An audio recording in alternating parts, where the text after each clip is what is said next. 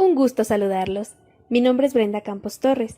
Soy estudiante de la Universidad de Guanajuato de la Coordinación de Medicina Interna. Y el día de hoy hablaremos sobre el tema de síndrome coronario agudo con elevación del segmento ST. Antes de comenzar con el tema propiamente dicho, me gustaría comentar 4 puntos de por qué es importante abordar el tema de infarto agudo del miocardio. En primer lugar, tiene una alta frecuencia, tanto a nivel mundial como en México, y con ello una alta tasa de mortalidad. Sin embargo, con los avances en la medicina se ha logrado disminuirla un poco. Pero, al disminuirla, han aumentado las complicaciones posteriores al infarto. Y estas tienen un impacto en la calidad de vida de la persona, lo que al final también impacta en el área económica. Y hablando de México exclusivamente, es muy importante sospechar un infarto agudo por la alta presencia de factores de riesgo, como son obesidad, diabetes, hipertensión y síndrome metabólico, que correlacionan fuertemente con esta patología. Muy bien, vamos a comenzar con el tema. El infarto del miocardio se define como un evento en el cual hay una lesión al miocardio, que es ocasionada por una isquemia, y esta es consecuencia de una reducción del flujo sanguíneo que llega al corazón. Para completar la definición, debemos ver en un electrocardiograma la elevación del segmento ST en al menos 2 derivaciones continuas. Hablemos un poco de epidemiología. El infarto agudo del miocardio con elevación del ST es la principal causa de muerte. Tan solo en Estados Unidos hay 660,000 casos nuevos y 305,000 infartos recurrentes cada año, y al menos la mitad de los pacientes mueren antes de llegar al hospital. Esto es ocasionado principalmente por un retraso en el tratamiento, y puede deberse al propio sistema de salud, pero también a muchas de las decisiones que toman los pacientes antes de acudir a consulta. Y se ha identificado que aquellas personas que logran superar estos eventos tienen un 10 a 15% de mortalidad anual. Hay que mencionar que, con los avances en medicina, se ha logrado disminuir la presencia de un infarto con elevación del ST, pero ha aumentado el infarto sin elevación del ST. Es importante recalcar que predomina en el sexo masculino cuando la edad es menor a 60 años, pero a partir de los 70-75 años muestra una predilección por el sexo femenino, y esto se debe principalmente a que las mujeres tienen un retraso de 10 a 15 años en la presentación de los infartos, comparados con los hombres, pero también tienden a tener una presentación atípica de los mismos. El infarto agudo del miocardio, por lo general, ocurre a consecuencia de la presencia de un trombo, el cual genera una disminución repentina del flujo sanguíneo en las arterias coronarias. Y este cuadro es generado por la presencia de una placa aterosclerótica que se rompe o se erosiona, dando lugar a la formación de una monocapa de plaquetas, que con ayuda de los agonistas como el colágeno, la ADP, la adrenalina, serotonina, se estimula la agregación plaquetaria, lo que ocasiona una liberación de tromboxano A2, y esto favorece aún más la unión de plaquetas y de fibrinógeno. También ocurre la activación de la coagulación debido a la presencia del factor tisular, que proviene de las células endoteliales que se lesionaron. Entonces todo culmina en la formación de un trombo que está integrado por plaquetas y por redes de fibrina. Y es importante mencionar que el grado de lesión depende de la zona que irriga el vaso, de qué tipo de oclusión sea, total o parcial, de la duración de dicha oclusión, de si hay sangre aportada por vasos colaterales, de la demanda de oxígeno y también de la insuficiencia de riego cuando ya se restaura el flujo.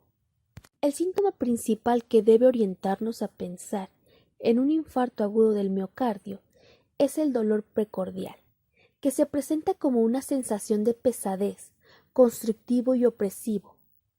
Puede tener irradiación a brazo izquierdo, mandíbula y en algunos casos a epigastrio. Este tipo de irradiación a epigastrio se presenta más en adultos de la tercera edad. Además, es importante identificar que el dolor relacionado a infarto aumenta su intensidad con el tiempo. Además, es de duración prolongada y puede ocurrir incluso cuando el paciente esté en reposo. Pero hasta el 50% de los pacientes tiene un factor desencadenante, como el ejercicio, el estrés, alguna patología médica o algo quirúrgico. Otros síntomas que puede llegar a referir el paciente son náuseas, vómito, diaforesis, ansiedad, presencia de disnea, pérdida del conocimiento, debilidad profunda y las arritmias. Cuando comenzamos la exploración del paciente, podemos identificar palidez, diaforesis, frialdad en extremidades. También podemos identificar taquicardia y dependiendo del caso puede haber hipertensión o hipotensión. Este es un signo muy variable. Cuando escuchamos los ruidos cardíacos, vamos a notar la presencia de un tercer o cuarto ruido cardíacos. Pueden ser ambos. También una menor intensidad en el primer ruido o un desdoblamiento en el segundo ruido. Y cuando evaluamos el volumen del pulso carotídeo, lo vamos a encontrar disminuido. Para hacer el diagnóstico del infarto agudo del miocardio, lo primero que necesito es tener la sospecha de que está aconteciendo. De esta manera, el primer estudio que debo solicitar en los primeros 10 minutos desde que tuve el contacto con el paciente es un electrocardiograma, en el cual voy a poder detectar principalmente dos alteraciones: la elevación del segmento ST en al menos dos derivaciones continuas o la presencia de ondas T agudas y positivas, que éstas tienden a preceder a la elevación del segmento ST. Las alteraciones en el electrocardiograma me ayudarán a integrar el diagnóstico y además, dependiendo de la derivación o las derivaciones en las que se encuentren las alteraciones, me ayudará a identificar el sitio del miocardio que se está infartando. De esta manera, si las alteraciones las identificamos en B1, B2 y ABR, me indican que el infarto es septal. Si las encontramos en B3 o B4, es anterior. B5 y B6, apical. D1 y ABL me indica que es lateral. Un infarto anterior extenso lo voy a identificar en las derivaciones desde B1 hasta B6, D1 y ABL. Cuando se trata de un infarto inferior, lo podré ver en D2, D3 y ABF. Y en el caso de un infarto posterior, voy a encontrar depresiones en B1 a B3. Y hablamos de depresiones porque es una imagen en espejo. Es decir, en el caso de un infarto posterior, las depresiones me indican una elevación del segmento ST.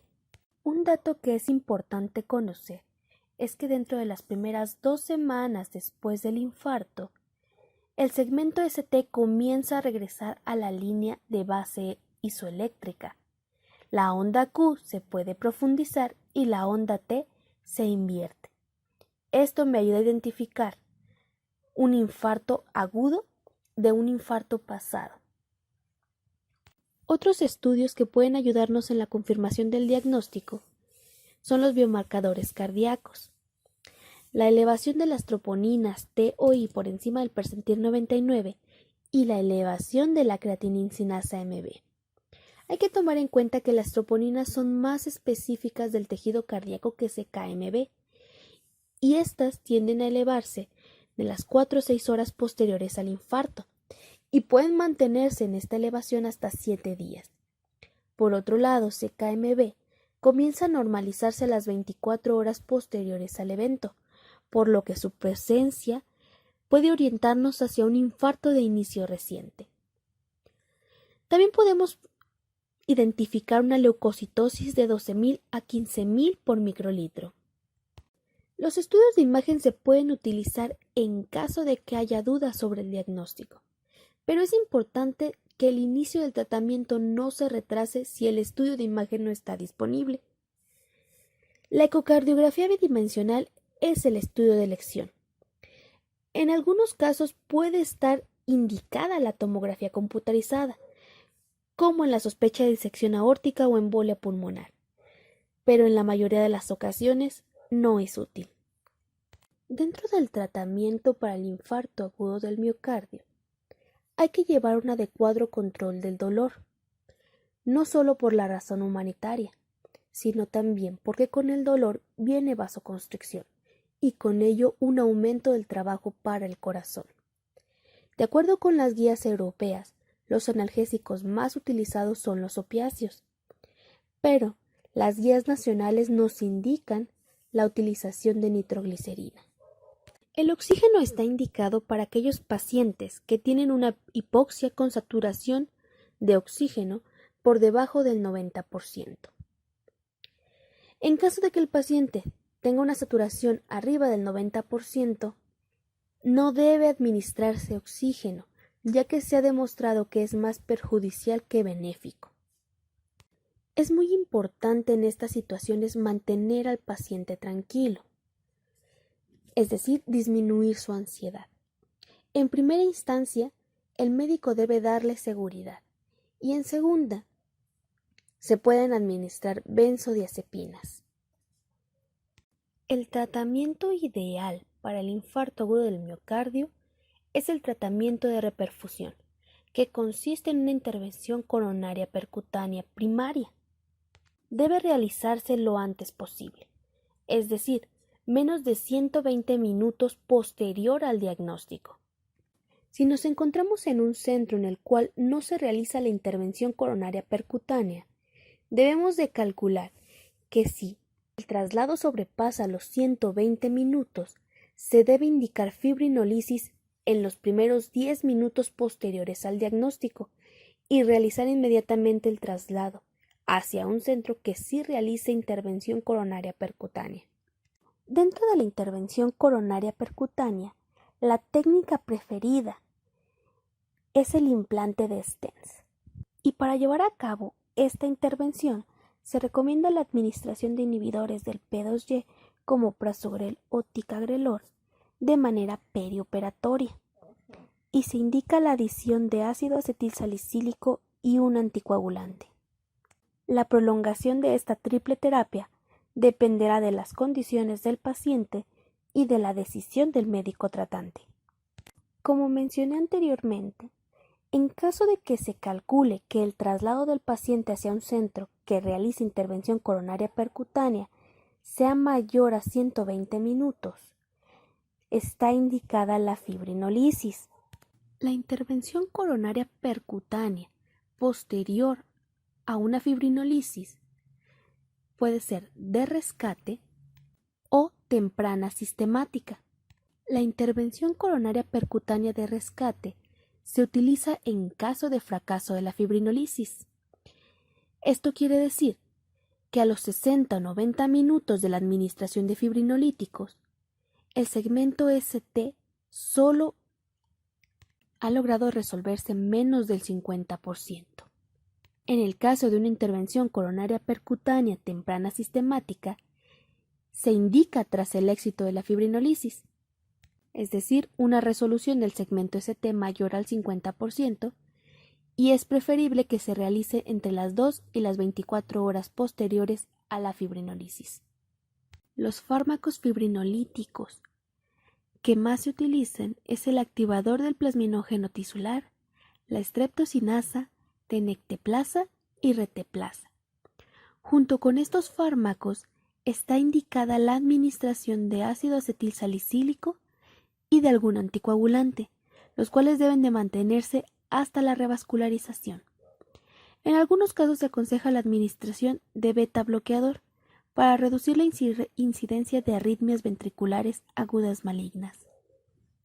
Dentro del contexto de la fibrinólisis, un aspecto que es muy importante y que hay que tomar en cuenta a la hora de tomar decisiones es que la fibrinólisis se asocia con el desarrollo de eventos cerebrovasculares, principalmente en el primer día. Hay factores de riesgo como la edad avanzada, el sexo femenino. Una tercera opción dentro de la terapia de revascularización es la cirugía de revascularización.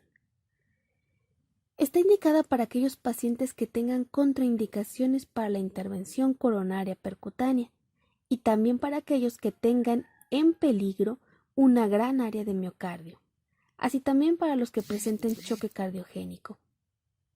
La terapéutica a largo plazo consiste en abandono del tabaco, dieta mediterránea con ingesta menor a 5 gramos de sal al día, al menos 200 gramos de frutas y 200 gramos de verduras. Limitar la ingesta de alcohol, así también mantener un peso saludable y en caso de que la persona presente obesidad, se recomienda la pérdida de peso. También está indicada la rehabilitación cardíaca basada en ejercicio que debe ser adecuada a cada paciente y la administración de ácido acetil salicílico de 75 a 100 miligramos y esta se deja de manera indefinida. Hemos terminado el tema, espero que haya sido de su agrado. Los invito a informarse más sobre el infarto agudo del miocardio y más que nada a mantenerse actualizados para poder brindar una terapéutica adecuada a cada uno de sus pacientes y mejorar su calidad de vida. Muchas gracias por su atención. Éxito.